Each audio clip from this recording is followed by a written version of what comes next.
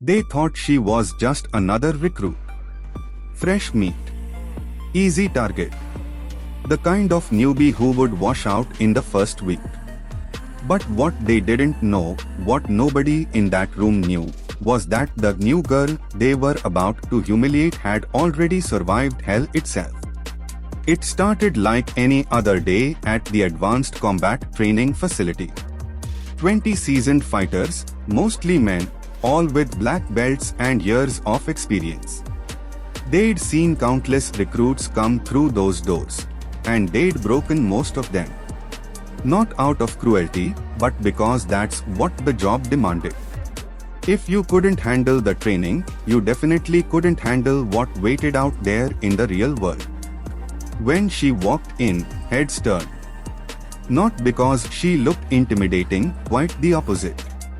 She was smaller than most of them, quieter, with an unassuming presence that screamed inexperience. The kind of person who looked like they'd stumbled into the wrong building. Some of the guys exchanged knowing glances. Others smirked. They'd seen this before. Someone who thought they were tough, someone who wanted to prove something, but who would be crying and calling for a medic within the first hour. The lead instructor, a mountain of a man with scars that told stories of their own, barely acknowledged her. He just pointed to the mat and said 2 words, "Line up." She did, taking her position at the end of the row, keeping her eyes forward, saying nothing. The silence around her was thick with judgment. Then came the sparring assignments. The instructor's voice boomed across the room, pairing people up for hand-to-hand combat drills. When he got to her, he paused. Then, almost as an afterthought, he paired her with Jackson, 6 feet 3 inches of pure muscle and one of the most aggressive fighters in the unit. A few people actually winced. This wasn't going to be pretty. Jackson approached the mat with the confidence of someone who would won this fight 100 times before it even started. He looked down at her, and for a brief moment, something almost like sympathy flashed across his face. "You sure about this?" he asked, more statement than question. She just nodded, taking her stance. The smirk returned to his face. "Okay then." Her funeral. The first exchange happened fast. Jackson came in hard with a combination meant to overwhelm: jab, cross, low kick.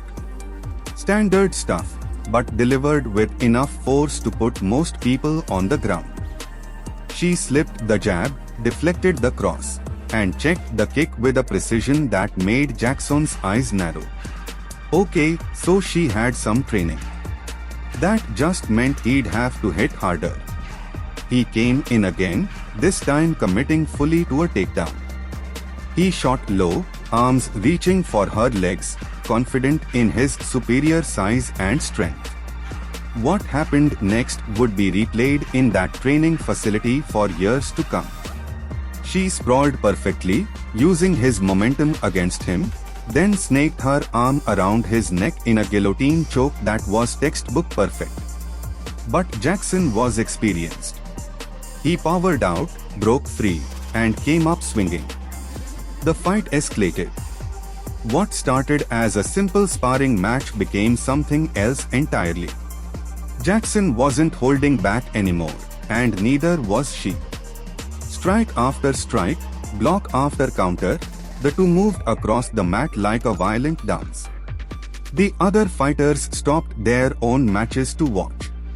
Even the instructor was leaning forward now, eyes locked on the impossible scene unfolding before him. Then it happened. Jackson saw an opening, or thought he did. He threw a heavy overhand right, putting everything into it. She ducked under it, stepped inside his guard, and delivered a palm strike to his solar plexus that knocked the wind out of him. While he was gasping, she swept his legs and took him down. Hard. His head bounced off the mat, and suddenly Jackson was seeing stars. But she wasn't done. She transitioned smoothly into a mounted position, raining down controlled strikes that Jackson could barely defend against. The instructor was moving now, ready to call the match, but something made him wait. He wanted to see how far this would go. How far she would take it. Jackson, desperate and embarrassed, exploded with everything he had left. He bucked wildly, managed to reverse their positions, and for a moment, it looked like his experience and size would win up.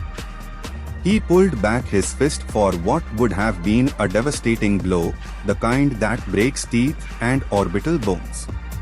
The kind that ends careers. That's when she caught his arm mid-strike, twisted it in a joint lock that had him howling in pain, and used his own momentum to flip him over her shoulder. Jackson crashed onto the mat for the second time, and this time he didn't get back up.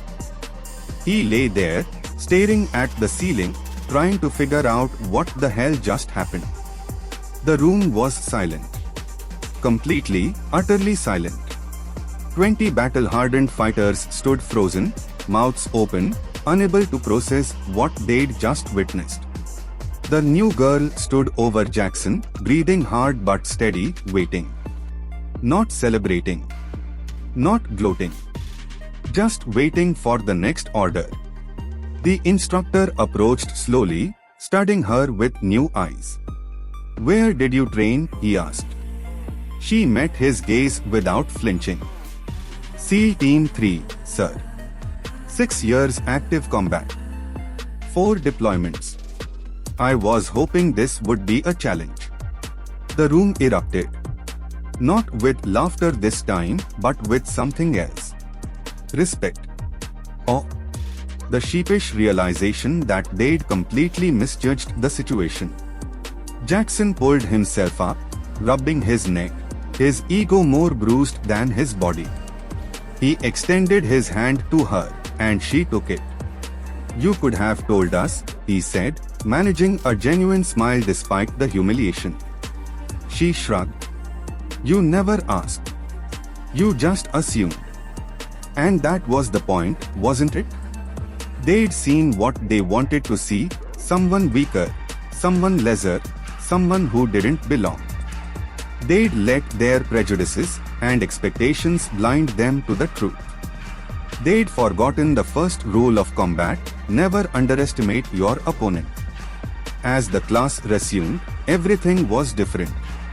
The other fighters approached her with questions, with respect, wanting to learn from someone who would been there and done things most of them could only imagine. The instructor pulled her aside afterward, apologizing for the rough welcome but also thanking her for the lesson she'd taught everyone in that room. But the real lesson wasn't about fighting techniques or combat skills. It was about the danger of assumptions. About how we judge people based on appearance, on expectations, on our own biases. Those fighters had made the same mistake that countless others make every single day. They'd judged a book by its cover and paid the price for it. Jackson later admitted that the experience changed him. He'd been guilty of underestimating people his whole career, not just in the training room but in life. Now, he approached every interaction with a little more humility, a little more openness to being surprised. The Navy SEAL who would walk into that room wasn't there to prove anything to anyone. She'd already proven everything that mattered in the worst conditions imaginable, in places where mistakes meant death, where weakness meant your teammates died. She'd survived things that would break most people, earned her place among the most elite warriors on the planet, and done it all while carrying the extra burden of being a woman in a male-dominated field. The bruised egos in that training room healed quickly. But the lesson stayed with them. Every time a new recruit walked through those doors, every time they were tempted to judge someone by their appearance or make assumptions about their capabilities, they remembered the day the new girl put their best fighter on his back and reminded them all that a warrior's worth isn't measured by how they look, it's measured by what they've done when everything was on the line.